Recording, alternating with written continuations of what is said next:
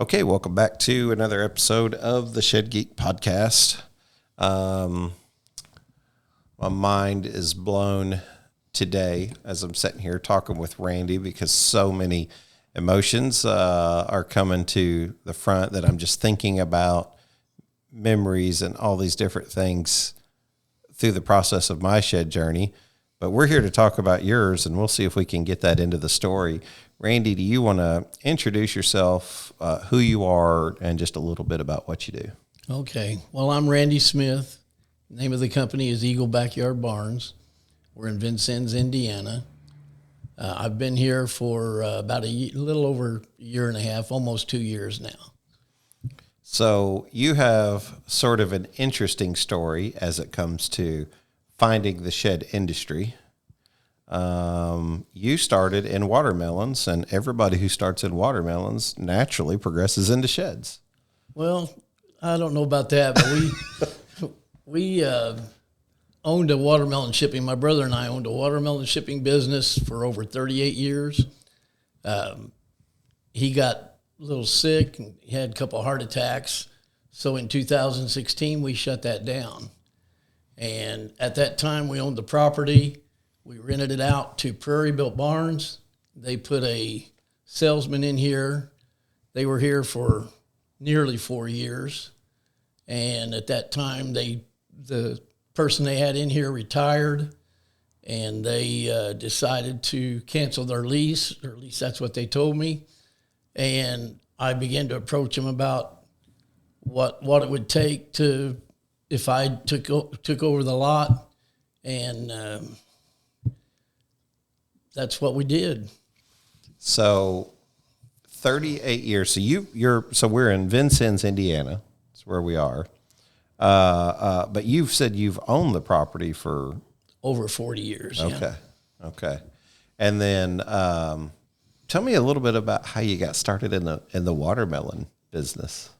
Well, my dad owned a watermelon shipping company, and my brother and I both worked for him for several years. In 1978, he shut it down, and about 6 months later, my brother and I started our own company, Midwest Marketing Company. We got pretty big in the business for a while there. I mean, at one time, we were Kroger's largest watermelon shipper nationwide. We had 13 full-time employees, and once he took ill, we decided to close it down, and that's what we did. So you said that you were in multiple states. Oh, yeah. Well, we operated out of Florida, Georgia, and Indiana primarily. We sold all over the country. Midwest was our specialty, but we sold in the East. We sold up into Canada, up into Minnesota, North Dakota, all over pretty much. Did 38 years of being in that business, has that helped you with like retail or customers or just business knowledge in general? Well, not really. In the watermelon business, it was all telephone sales. Everything I did was over the phone. Now, I met a few of my customers, most of my customers, after the fact, but I'd already been selling to them, for a while before we met in person. And in the shed industry, it's all in one-on-one personal contact, and that's not something that I was accustomed to. Yeah, it's a little bit different, I would imagine. Phone sales, you had to be pretty good at cold calls, I would imagine, trying to convert a customer over to get them to see the value in what you were. That was primarily how it started. You contact them cold call. But once you got in with a customer, then as long as you took care of them and treated them right, well, they were going to stay with you. And we had a lot of customers. 38 years. That's a tribute. That's a long tenured business. So congratulations on that. That's quite. Yeah, I kind of wish it was still going, but yeah, it is what it is. Yeah, that's right. Times change and things. Yeah, I love that you still have your Midwest watermelon sign out front, and you were sort of pointing that out when we turned back into the dealer lot here. So it's interesting for me for multiple things, and my mind is going in probably 15 different areas, and I'll see if I can wrangle that in. First, it's Eagle backyard barns. Yes. And that was sort of a tribute to my dad. Yeah. When we had our watermelon business here, he operated out of the same office here that we did. He had a auto sales company called Eagle Auto Sales. And when I decided to start this business, I thought it'd be nice to offer a tribute up to Dad and named it Eagle Backyard Barns. Well, and you have like that. Was Eagle like a particular reason for him? He loved eagles. I mean, they're all over the office here. Yeah. And you can see him. And he was a minister for 50 years. And the eagles, the quote, "I carried you on eagle's wings" and all that. It's a lot of Bible-related stuff, and he was big on eagles. Well, it relates to me probably in more ways than you know, because one of the most influential people in my life is a fellow named Norman Barg. Nobody knows, but I always feel like I should always still remember him and his name. And he was kind of like a father figure to me. And he was he had muscular dystrophy. He's in a wheelchair. I've never really told this story, but he had a lot of influence over my life. But he collected eagles. A lot of what you might see here is the kind of things that he kept on the shelf. And he tied to some different organizations that would even send out some eagles and things like that. So he was very much a minister himself in his own right, and in the way that he would carry out his faith, and just a really good guy. But I do remember, I think it's Isaiah 40:31. It will mount up like wings on eagles. And I remember it was always his favorite verse, and I'm butchering it, of course. But so whenever I see the eagles and Eagle Backyard Barns, all of that sort of brings back a little bit of nostalgia for me. Outside of that, Vincennes for a lot of other reasons. I just remember in my jailer days coming up to go to Terre Haute, the federal prison that was up here.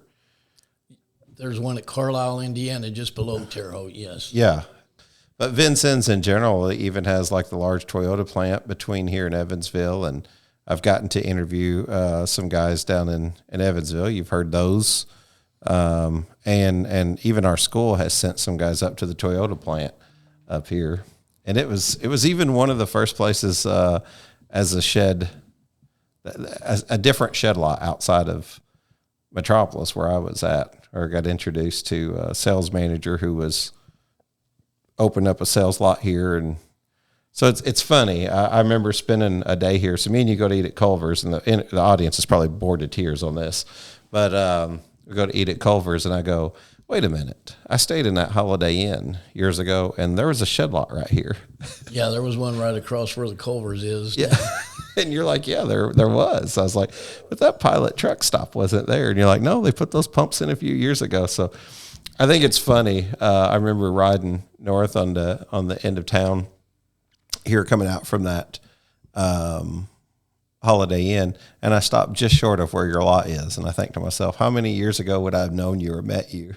Well, the lot was here after I was not here. Okay. I mean, I was working elsewhere, and we leased the property. They had a manager on site. Prairie Built Barns did, and I wasn't actually on site, so you wouldn't have known you, but would have seen the lot. And you would have done that. It's kind of, I don't know, it's just funny.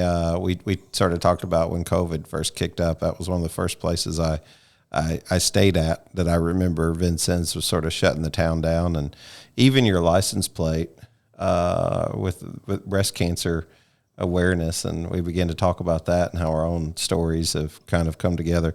But Randy, beyond that, you married your high school sweetheart. Matter of fact, you're going to your 50-year anniversary or high school reunion this afternoon, as a matter of fact. Yes. And you said Vincennes makes a really big deal out of this. They do. They have a parade on Friday, and then they have a football game, and everybody after the football game goes down to the pavilion. They go down to the pavilion here in Vincennes, and there's booths all over the pavilion for every 5-year reunion, and you just get to see people that you haven't seen in years. What a beautiful tribute to community and building community and seeing people from, years ago and things like that. So, and you married your high school sweetheart. I married my high school sweetheart. I just feel like we've connected on so many levels, and everybody's going to say, does it get weirder? Yes, it does get weirder. Hey, Shed Nation, do you want to save some money? Just go over to LuxGuard.ShedGeek.com, fill out your information, and someone from LuxGuard will be with you shortly. If you'd like to take advantage of 50% off all LuxGuard installation equipment during the month of September and October, just go to LuxGuard.ShedGeek.com, fill out the information, and someone will be in touch soon. Or give one of the guys at LuxGuard a call. Just tell them the Shed Geek sent you over. Save 50% off installation equipment during the month of September and October 2023. After your watermelon service, which is the one thing that we don't connect on outside of the fact that I love watermelon, you went to work at a casino. A casino. I worked down in Evansville. It's Bally's now. At the time, it was, it started out as Casino Astar, then it went to Caesar's Palace and then Tropicana, but now it's Bally's. I worked there for about 3.5 years prior to starting the lot, or becoming the owner of the lot here. I feel like me and you might be the only guys who used to work in the casino business that ended up in the shed business, but I found my brother here in this moment. And Bally's, I think, might be a Caesar's owned, which is ultimately a Harrah's owned, because I remember where we would compete with Evansville at the Metropolis Casino all the time. That was originally put in by Merv Griffith back in like early 1990, and it was the first one and only one around until Evansville showed up, and now they're everywhere. Yeah, they are everywhere. You're right. So yeah, you came from being a dealer. Yeah, I dealt everything but craps down there. Poker was my specialty, and then they shut the poker room down after COVID because you had to be sitting too close together. Yeah, and they never reopened, and I was dealing blackjack and all the table games and roulette, and it was really hard on my back. Yeah, and I told my wife, I've got to find something else to do. It's just to hear the story is kind of surreal, and think about my own journey and the connections and all that. And now here you are in sheds, and I pull up and I see, a familiar name, Prairie Built, and I saw SmartPay sign out here, and I was like, wait a minute, and to find out that you're. Yeah, well, not only Prairie Built barns, but we also represent Miller Storage Buildings they have playhouses, chicken coops, greenhouses, and screen houses. Those are buildings that Prairie Built barns do not offer. So I work with them. I'm a dealer for them, and I use SmartPay as the rent-to-own company for those buildings. Well, the reason it's so clever is because I signed them up years ago with that service. So, and then you were telling me Richard stopped through here recently, and I love Richard Miller, and just a great guy. And I'd really like to know the guys at Prairie Built a little bit more. So that would be really cool. A lot of times in the shed industry, people by what you hear, and you got to be careful on that. Not to suggest I've heard anything bad. It's all been good. I'm just saying it's interesting. So we'll try to climb out of this rut that I've got us down in for 13 minutes and talk sheds. I just find it personally invigorating to find all the connections, and to even be reminded of the strange moments that God's working in your life, and he ties those things back in years later. And it kind of blows your mind. And there's a Bible verse that says that, that he puts a song in your heart. And I used to always tell the guys in prison ministry that the little time that I'd done it was, I think sometimes only you can hear that song, and it's not meant for other people. So, today's been more of a blessing for me in more ways, meeting you, than you'll probably ever really know. It's just because it's sort of a reminder to keep going, but we'll get off of that. Tell me about your shed journey in these 4 years. What has been your experience? You started in COVID, so it's probably been. Actually, I started 2021. Okay. Is when I took over the lot. When the person that they had, Prairie Built Barns, we had leased the property to them. And the person that they had selling the buildings retired, and they were going to cancel their lease. And I talked to him. At that time, I was driving 50 miles to Evansville, back and forth each way. And I was pretty tired of that. I actually loved working at the casino. I loved meeting the people. I loved dealing, but I hated to travel. So I just told my wife, I've got to find something different. And when they told me that they were gonna cancel their lease, I got to talk to them about what would it take for me to take it over? What does it pay? And they told me, and I said, well, how about I try it part-time? Because this was approaching the winter time, and we all know winter sales are a little bleak. And I said, what would it take for me to take it over? And I said, well, let me do it November, December, January, and February on a part-time basis. I was working 4 days a week down in Evansville, and I was open up here 3 days a week. And I said, if I can make it work, I'll try it full time. And here we are. It's worked out. Yep. What's your experience been like so far? I love coming to work in the mornings. I was to the point I dreaded the travel down to Evansville. I didn't like to travel back. And I find myself now, it's a pleasure to get up. I love being my own boss. I set my own hours. I'm here 10 a.m. to 6 p.m. Monday through Friday, 1 to 5 on Saturdays.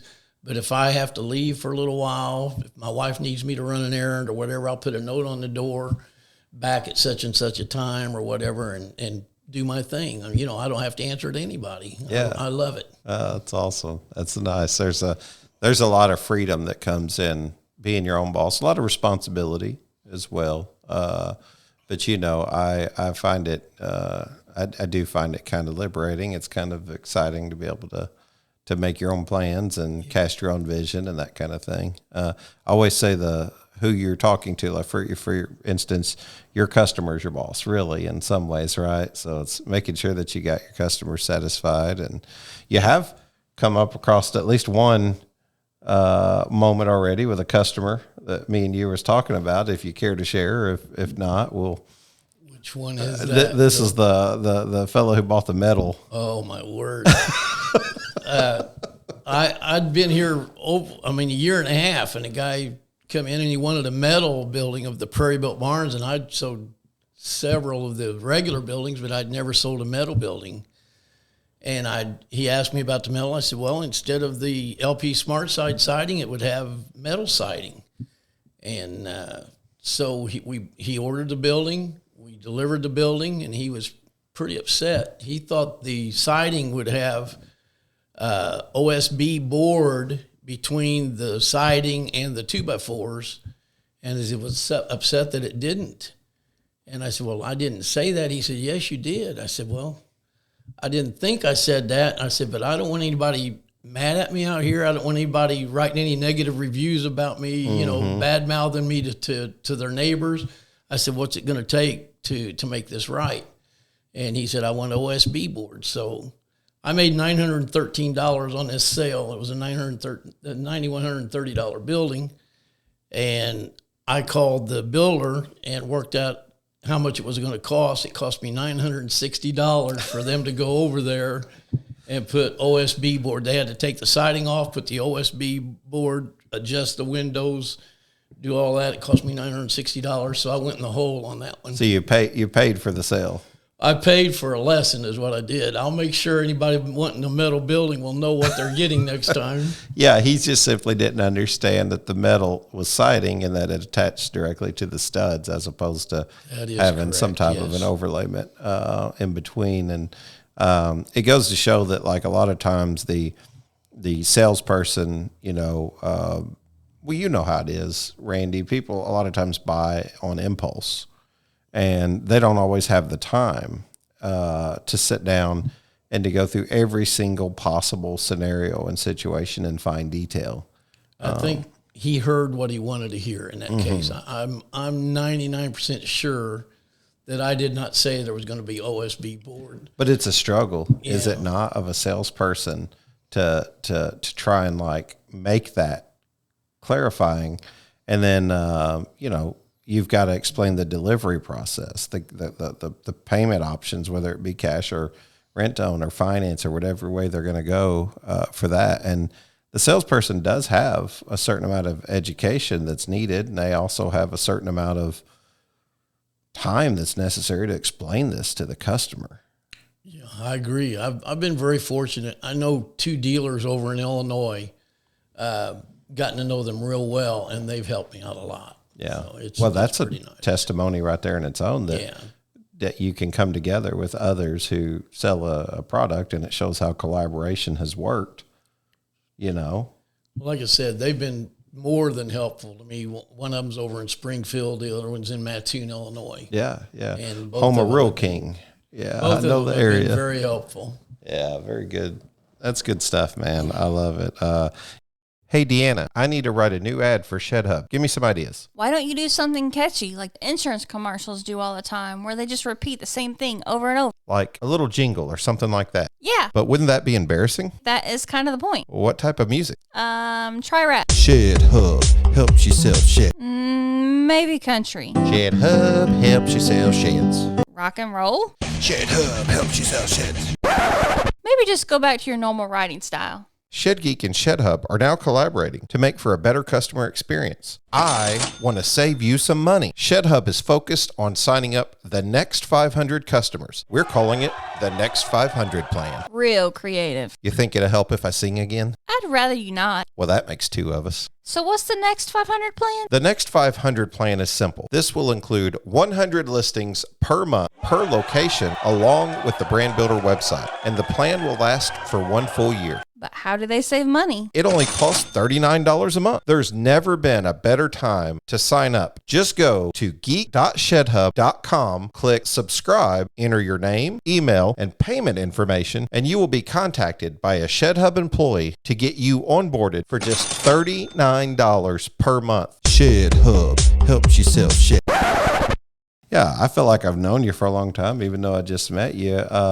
You told me that you listened to the show. That's exciting. So since I caught it, Richard Miller with SmartPay is the one who introduced me to the Shed Sales Professionals website. Yep. And when I got on it, I saw one of your posts. And ever since then, I've been following your podcast. I'll have to send Richard a little thank you or something in the mail. That's very kind that he would. But that's a good example of Richard and his constant also willingness to collaborate and show through the strength through collaboration in the industry. And, that by going to that Facebook group, you get information the same as the shed haulers would when they attend meetings and go to, the Facebook group and the website and anything that's organized to help you. And, so that's really cool. It's a small world. So Randy, tell me, give me a little bit of philosophy here. What do you feel like has been, let's go with the most difficult. What do you feel like has been the most difficult thing to adapt in the shed industry and being a professional shed seller? Learning how to market my product. I do a lot of Facebook marketplace ads. I'm a member of 60 area marketplace online classifieds. I advertise in all of those. Just learning how to do that has been a challenge because it's something that I had never done before. When you say it's challenging because of the customer acquisition time, amount of time spent trying to educate the consumer on the product or prices or buying? I think challenging because it's something that I just didn't know how to do when I first started, and I just had to learn from scratch. I'm kind of self-taught. I've had several phone conversations with Facebook marketing specialists to help me out, and I'm learning more all the time as I go. I feel like that I'm making progress. My sales have picked up and they're continuing to pick up. I just recently got my website going and it's been live for like 2 months now. Nice.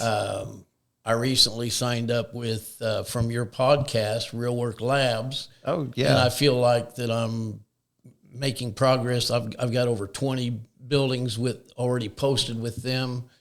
at different areas. Isn't George a cool dude? Oh, he is.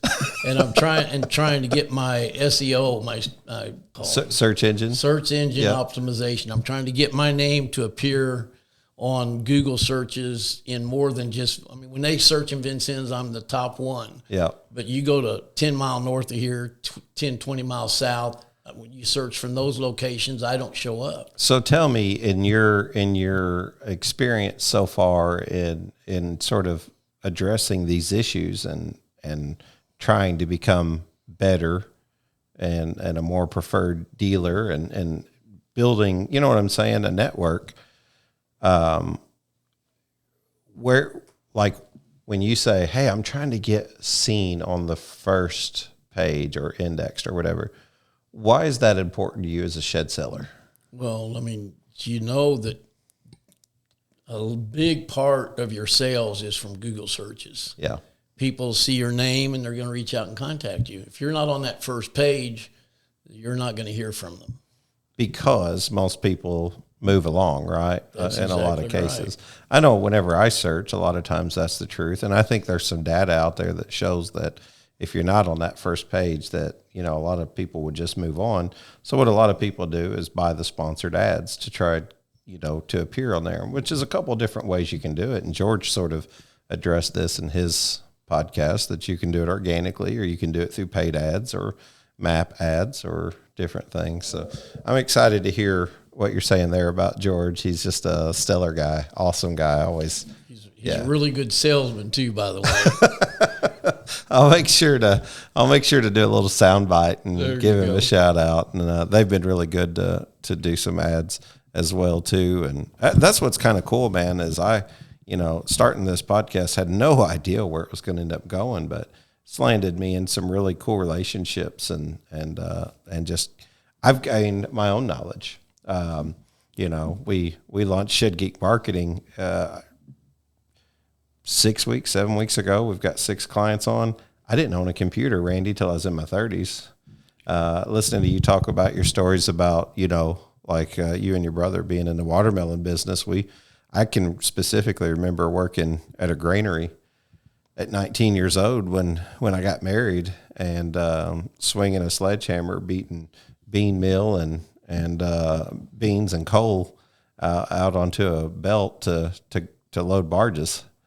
Well, I actually started in the watermelon business when I was like 12 years old, planting them in the areas for different growers. And then I progressed up to loading trucks and loading them in the bins that go on the trucks. I mean, we did a little bit of everything. It's just one of those things where, like my dad taught me, if you keep working hard, you'll find success if you keep going. And it kind of sounds like what your story was in many ways. And I just relate to that. I understand that. For anybody to tell me I don't own a podcast or even be doing marketing kind of surprises me. Yeah. Have you ever had a customer ask you about how to supply power to their shed? Do you sell electrical kits as an upsell for your sheds currently? Do you want an easy, no-hassle option to offer for your customers when they want to add electric to their sheds? Check out EcoEthics Solar. EcoEthics Solar is looking for shed manufacturers and shed dealers who want to be able to provide a solar electric option to their line of sheds. With EcoEthics Solar, you can purchase the SunSaver, a solar product specifically designed with the shed owner in mind. Want to offer a larger product that can operate a full tiny home? At EcoEthics Solar, they have the necessary product, training, and capacity to meet your customers' needs. Installation for the SunSaver is simple and takes just 45 minutes. You can even install it right there on your sales lot or at the manufacturing facility. EcoEthics Solar even provides hands-on in-person training if necessary. Plus, they will provide you with video tutorials and handouts with specific installation instructions that keeps adding a solar-powered electrical system to your shed fast and simple. In many cases, the end user can even perform the installation once the shed is delivered to their home. If you are interested in purchasing a unit for display and then drop shipping your orders, or even ordering multiple units to have available as you build, contact my friends at EcoEthics Solar at 336-250-1284 or email sales@ecoethicsolar.com. So that was one of your more challenging things. What's been a blessing? What's been a good moment? Why are you glad that you got into the shed industry? I just love meeting the people. I mean, I don't consider myself a great one-on-one salesperson, but I do consider myself friendly and people oriented. I'm a people person, and I love talking to the people when they come on the lot. I just enjoy that a lot. Do you think it's stage of life, or do you think it's just, like, do you kind of feel like, hey, we've put in all of this hard work and 40 years in the watermelon business, but now I'm sort of at a slowdown a little bit? Or I don't know if that's it really. I mean, I just like meeting people. I've always been a people person. Okay. But I just didn't have the experience selling to people one-on-one, and I'm learning more and more about that as we go too. I mean, it's just part of it. What sales development as a professional shed seller do you wish were made possible to you that you feel like would sort of help you out, or what are things that have helped you along the way? I just need to learn to become a better closer, probably. Okay. More so than just, I'm great at talking to the people, but I get a lot of them, well, let me think about it, and I'll come back. Well, of course, a lot of them don't come back. I just wish I was a better closer. Yeah. I feel like that's when you're selling sheds, a lot of times you're here in the office by yourself, and it's easy to critique yourself and ask yourself, wait a minute, I did the same things that worked so well the last 10 previous sales. Yeah. Like, what is it that didn't, allow me to close this sale? And I think it's an emotional process that people don't realize is actually highly sales can be. And if you're trying to operate at a high level, it can especially affect you, emotionally. Yeah. Well, I mean, when I was in the watermelon business, I used to get excited when I would sell a big ad and they would commit to 50 loads of watermelons.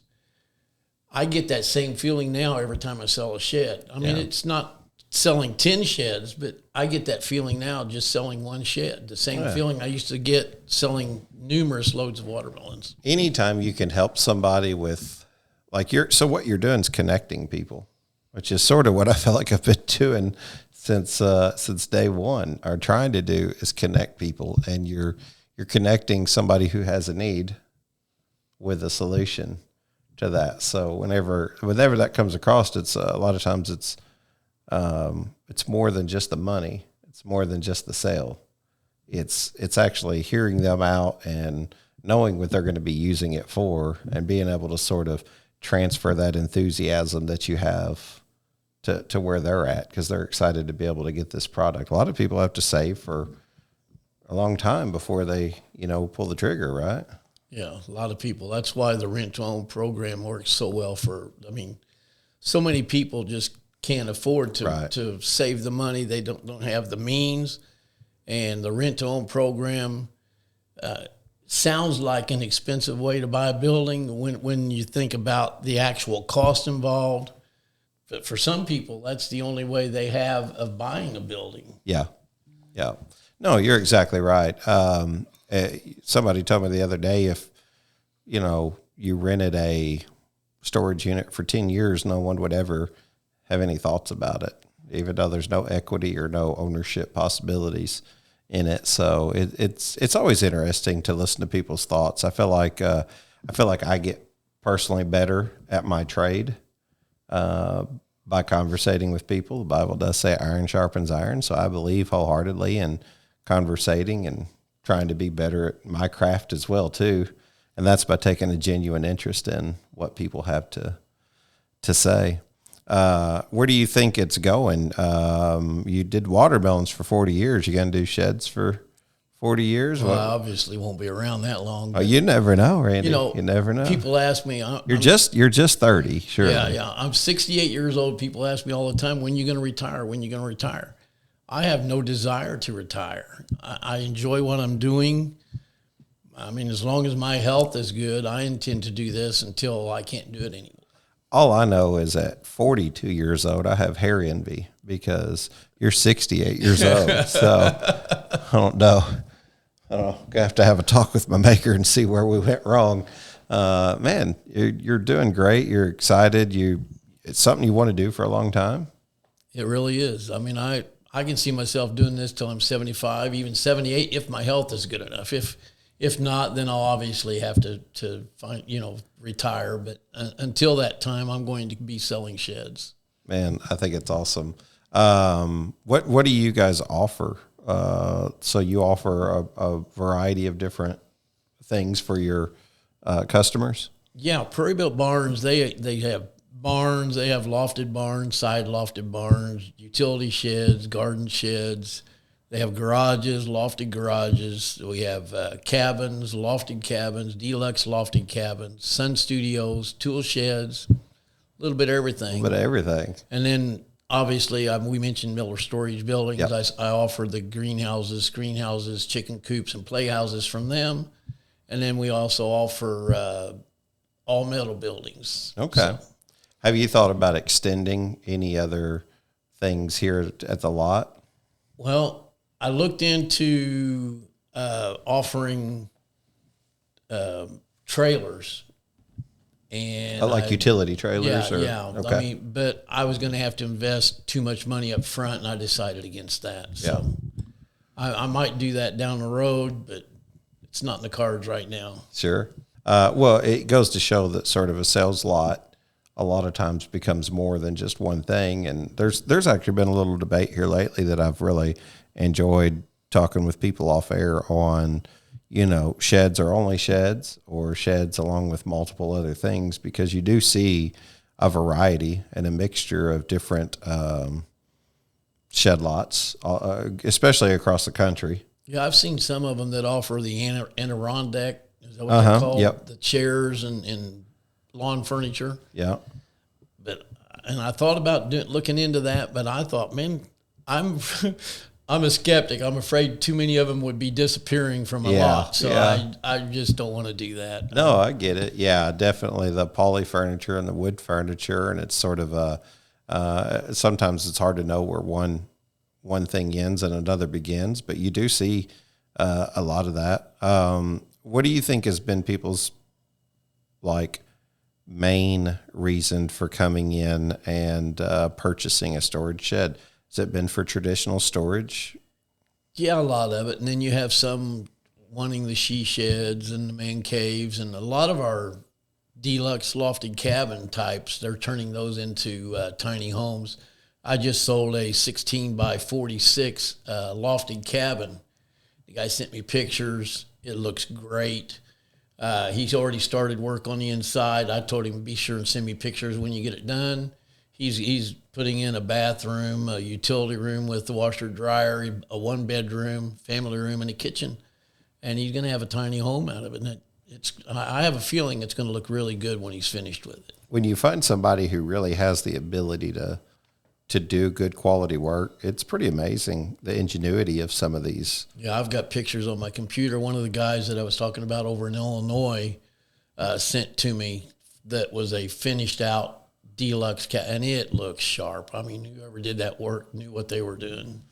What are things, or is there anything that you feel like can help you moving forward at this juncture where you are in your shed selling career?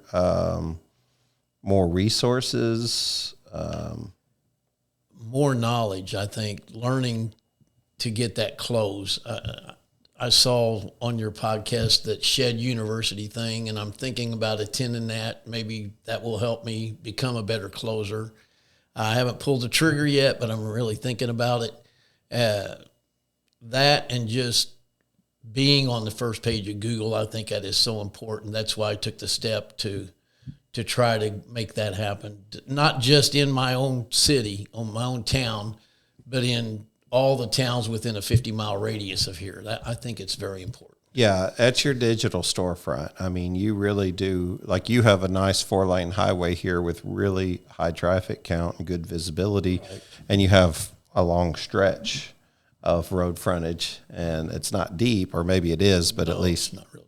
It seems like the length does good. And the reason that's important, and it was probably noticeable even to you and your brother or your father 40 years ago, was because you're visible.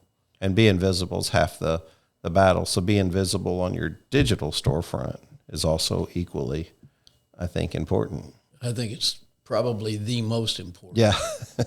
Well, very good. Managing your rent-to-own contracts just got easier with RTO Smart. Designed by leaders in the rent-to-own storage industry, RTO Smart was handcrafted to enable you with the tools needed to manage your own contracts your way without using a third-party rent-to-own company. RTO Smart is your one-stop shop, allowing you to generate contracts and manage customer accounts from start to finish while maintaining simplicity and flexibility. Call us today at 316-618-9396 or visit our website at rtosmart.com to schedule a live demo and discover why RTO Smart may be right for your business. Well, I'm going to do something a little different. I've been doing this. Yeah, I don't know if you've heard, we might not have any of the podcasts out yet where I've been doing this. Deanna's been hard at editing those, my wife, and really excited. She's getting to go to the Shed Expo with me this year, the Garage Shed Carport Builder. We're heading from here. We're heading to Odin, Indiana to Cliff Kneps and what those guys do with the Midwest barbecue. Just left Cabin Connections down in, well, I was in Richmond and did a speaking engagement, which I'm really thinking about starting to do more of. That's about the third place that I've spoke at. So sorry, shed industry, for making money. I'm gonna probably charge, and they might say no reason to be sorry. None of us will call you. So. There you go. I may not get a call from here on out, but I'll try to get some testimonials from the guys the companies that I did get a chance to speak at. I feel like they were satisfied with it, and we were happy, and we had a lot of fun, and it was exciting to hear about these companies and seeing their growth and things like that, and finding my place in the process. Just exciting seeing some of the folks I've talked to recently that have signed up with some of our dedicated advertisers like Shed Hub and Real Work Labs, as you suggested. Shed Suite, I keep hearing their name pop up, and I'm not trying to leave anybody out. Feel free. I tell people I won't turn down nothing but my caller. If you want to advertise, let me know. We'll get you on the platform. And just happy to hear though, and be able to support those people who support me. So that's just my little commercial. Please forgive me for that. But what we've been doing is I've been giving you a chance to turn the microphone around on me.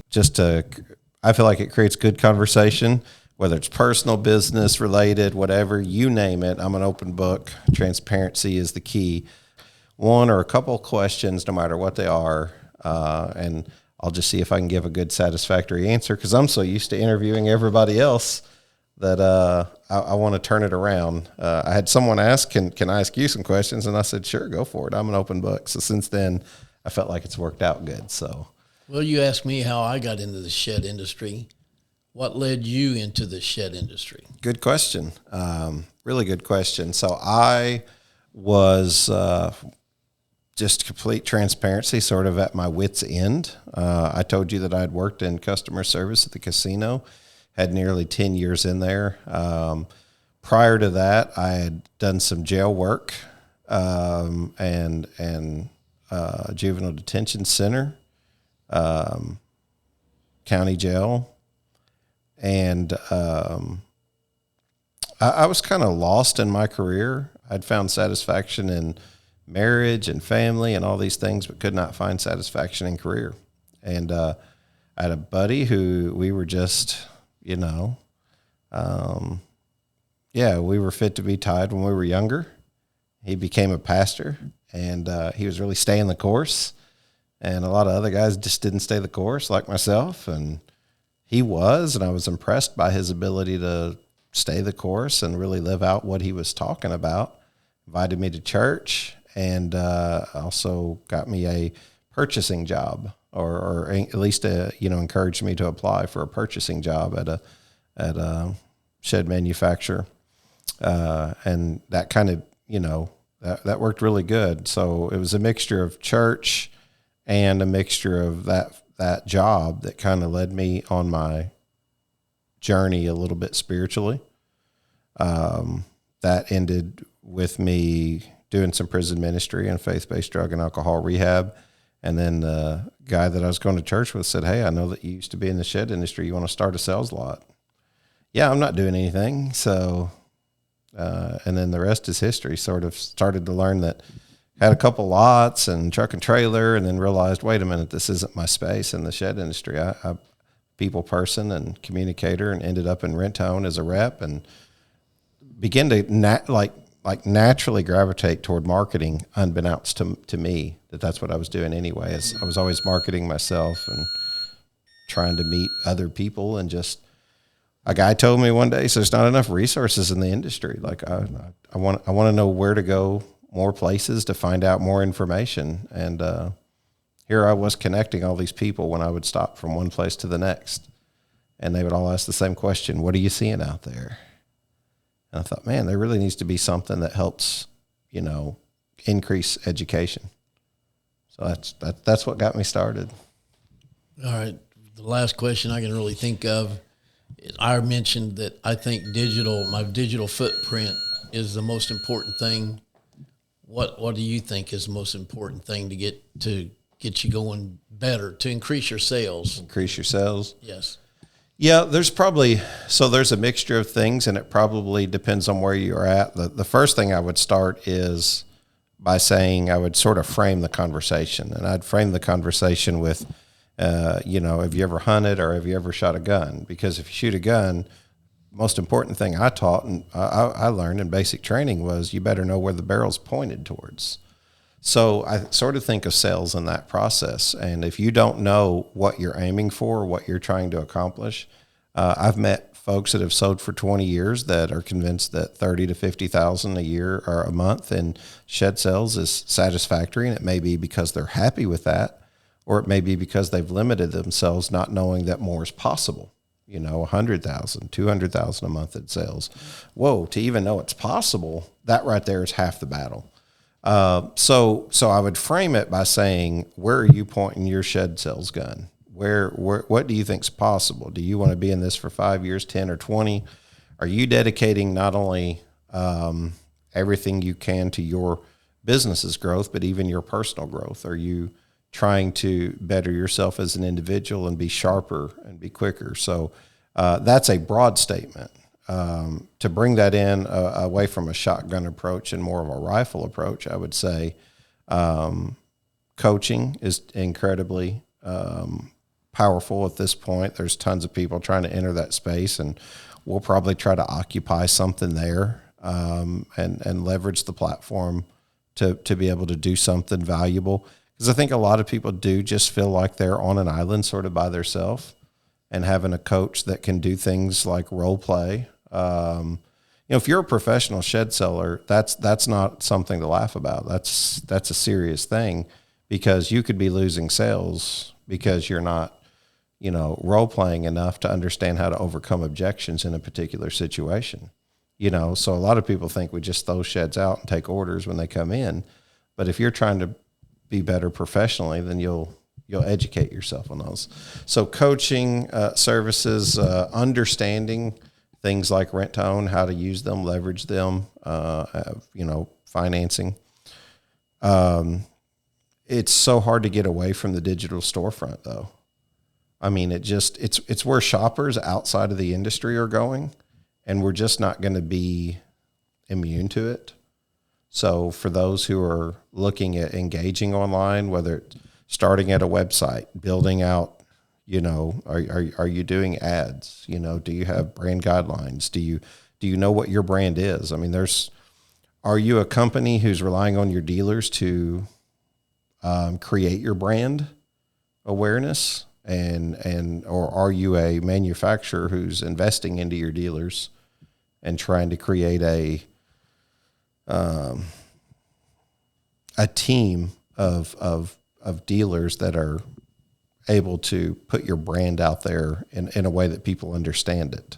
Are you taking care of 3D configurations? Or, a lot of consignment dealers don't realize there's a lot that your manufacturers are putting into you to bring you $30, $80, $200,000 worth of inventory on a commission structure. And without it being floor planned in most cases. So if you're not like working with that manufacturer to figure out how you can work together to do more, And some things are just financially where they are. They're just, they're in growth mode. Not everybody's going to be super successful, vertically integrated, 100%. All problems are solved and everything's well-oiled machine yet. There's a process to business. But yeah, you definitely want to get noticed. You want your digital storefront noticed. You want your website to be that of a 4-lane highway, and you want to be out front. It's one reason that I partnered with Shed Hub. I mean, I'm going to keep giving plugs because these guys advertise. But, they show up in 91% of United States cities on first page. I mean, if your website's not indexing, you can simply sign up and do a subscription fee and get on the first page in most cases. So if you're still waiting to build SEO and things like that, there's a perfectly good way. And I'm sure someone will have something to say to negate that, but that's just the position that I've taken at this point. So I hope I answered your question and didn't just ramble. Yeah, no, you did good. So, well, any more questions? Feel free to ask. I give lengthy answers, which is why it terrifies me to do this. That's about it for me. Well, listen, Randy, I love what you're doing. I know that you've got a 50-year school reunion coming up. I wish you lots of luck seeing people that you haven't met in a long time. And I hope that you're proud to tell them, that you're, as Travis Beachy said, I'm not just a shed dealer. I'm a shed sales professional, and I'm engaged in a craft that, is really growing, and I'm excited to be in it. So. All right. Well, thanks. I appreciate it so much.